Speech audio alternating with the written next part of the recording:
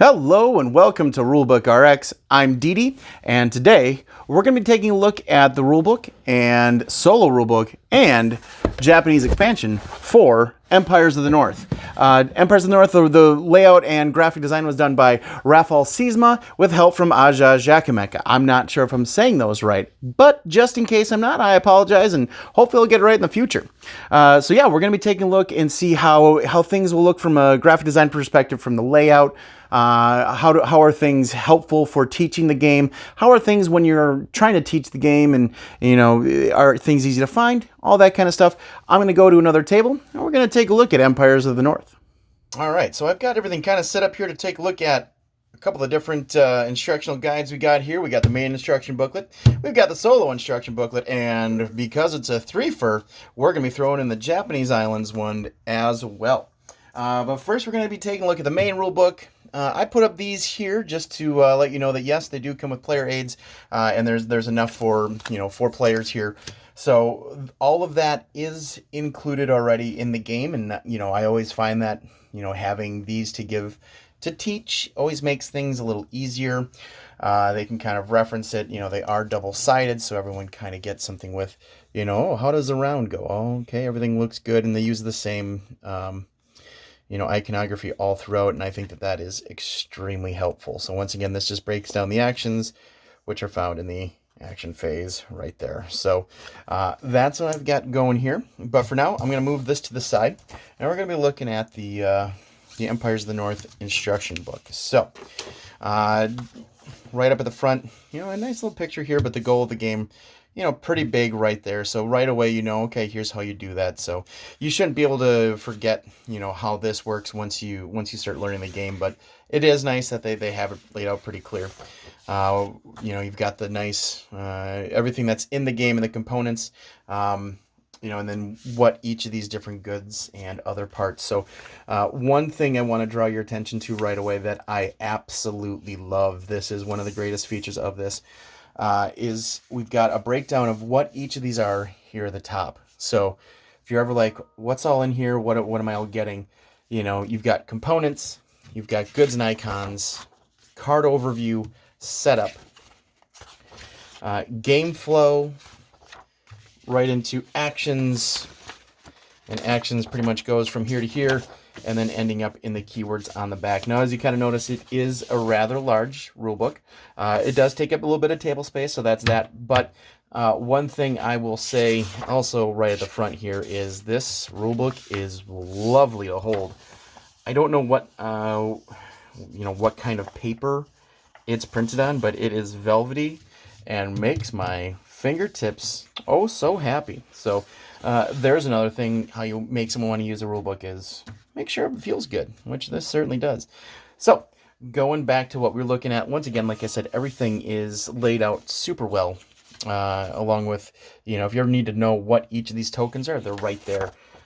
This is huge. I remember kind of when I got into more of the actions in the game later on, I was like, man, what does one thing mean? I forgot that they had a whole, just one whole page dedicated to setting up, the locations card, the boost cards, and the island cards, which gave me some of the answers that I was looking for that I didn't find later on. So it is nice to remember that they do have these all laid out in their own pages really well.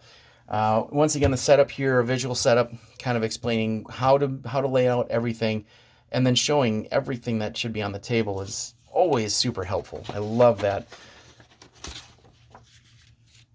Yeah, next up, just kind of starting with the game flow, and this is fine. Everything is broken down really well from like if you look over here, we got lookout phase, action phase, expedition phase, and cleanup phase, and then they have those laid out really well up at the top in the same color, which is wonderful. Also, this little clans overview with the difficulty level is great. I'm going to quick jump over here to the Japanese Island one because they continue that by showing you here's the difficulty and how hard these are. So these guys are difficulty 9 and these guys are difficulty 8, and they kept it in the same kind of format here. So I really appreciate that. That's just kind of bringing over, as a graphic designer, a lot of that branding over. Once again, this does the same thing with building a location, and each of these have that same feel. So I absolutely love this as a teaching tool.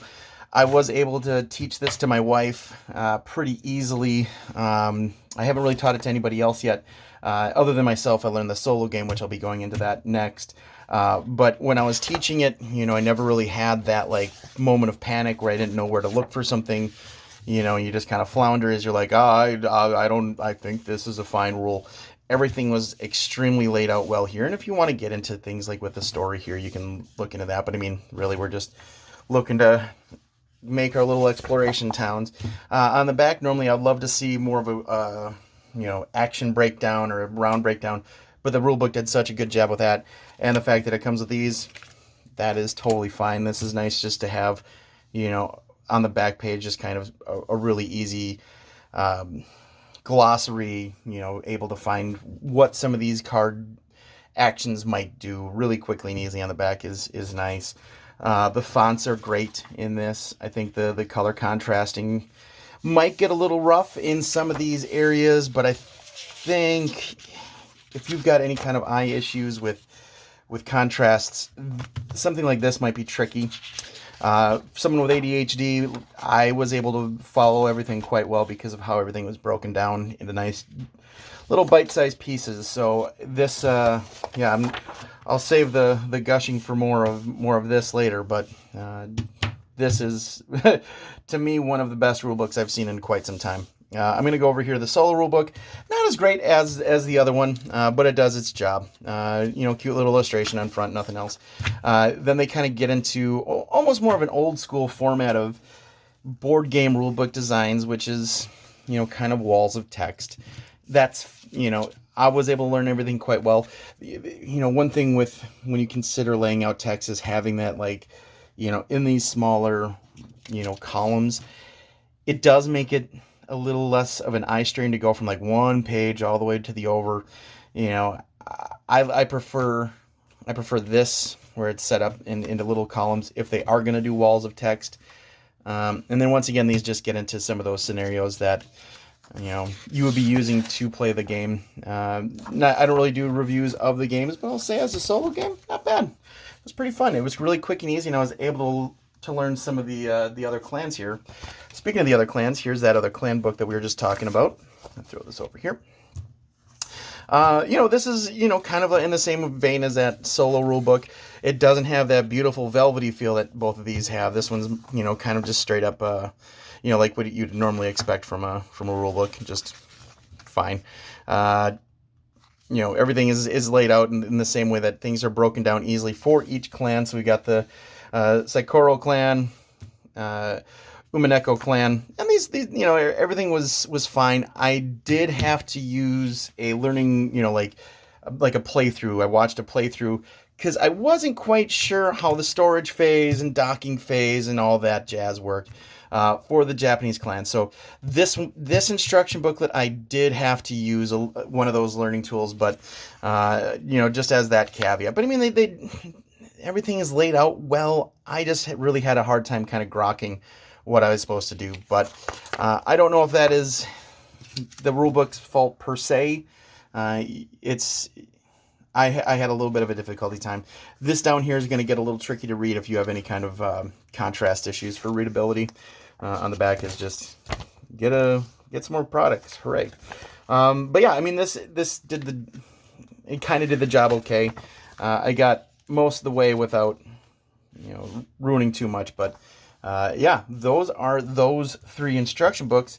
I'm going to talk more about it when we see you on the other side. So there we have it.